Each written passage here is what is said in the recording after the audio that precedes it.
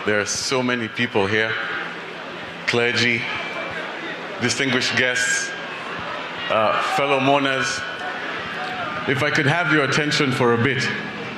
I've been struggling to come here, but this time I do realize I prayed for this, and I realized He would want me to say something, so this wouldn't be for me. This would be what He would want me to tell you at this point. And it might offend some, it might be boring for others, but you'll know that it's coming from Him. So, the first thing I keep hearing, you know this is not supposed to be a political event, but the reason is people forget the reason why my father would say that. It's because deep down, and it has been said before, he believed everybody was the same. And he thought things like politics, tribe, all of that stopped people from being the best version of themselves. He thought that if anybody ever focused on that, they forgot on just doing what they're supposed to do and being the best version of themselves. So that's one thing I'm happy that everybody's here, and you can tell, those who remember him, those who spend time with him, they always say it always comes back, and for that, I'm very grateful and very respectful. So that's the first thing. There are two things I have to say. Sorry, let me calm down. So there are three types of knowledge. There's explicit knowledge. This is where somebody has to tell you directly what to do. This is what you expect all the time. Somebody comes and tells you, do this, do this, do this, and you think you'll be learning. The second is implicit knowledge. This you're not told.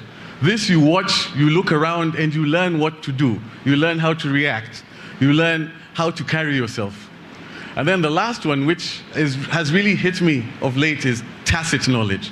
Tacit knowledge, you will be told time and time again by many different people, but you don't realize how important it is until you are there at that time. And that keeps on coming.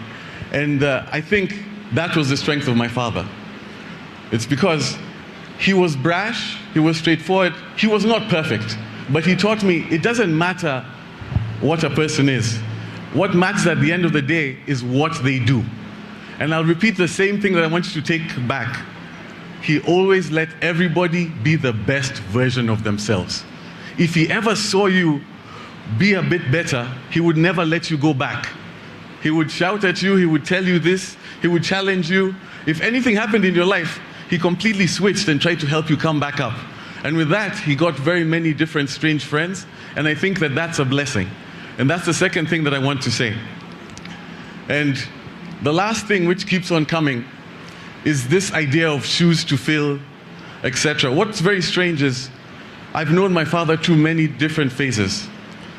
But it seems the one that people will remember is the cabinet secretary, because that was the last one towards the end. But I remember of all of his different phases, the things that excited him were never the position. The thing that excited him was the ability to do something. And I remember this story came to me yesterday, and I started smiling. Was the first time the results came out, and he got the call when he found out where the number one came from. And I can't remember, it was this young girl. And I remember he was with me at the time, and he was so happy, because it has been said here, it's because he was able to give somebody a chance. And I think that's what needs to be remembered. He believed everybody was the same, and he always believed he would fight to give you the chance to do as much as you can for everyone. And I think everybody should try and remember that as we keep moving. And with the last thing, and this goes to everybody from all walks of life, anybody who's here, and this is the thing I keep hearing his voice that would be telling me to say, is right now at this point, he wouldn't be too happy that everybody's focusing on the man. He would be happier in people focusing on the deeds. He would know that he was great, but what he would say is this, and he would tell me this: I understand it's well wishes if you keep telling me that I have big shoes to fill. He would laugh because he knows, and he has trained me. That is not the point. The point is for me to do my best, and if I see if I can help, I will try and help and make everybody be equal. I know that's my job. But the point that everybody else is missing, don't focus on him. Focus on what he would want.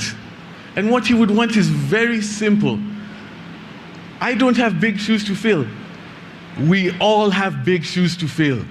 This is for all of you. Wherever you go, start now.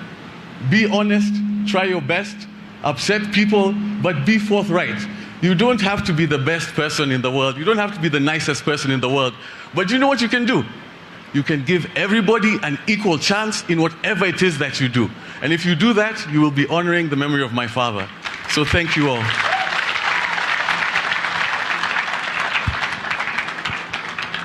I'm going to ask the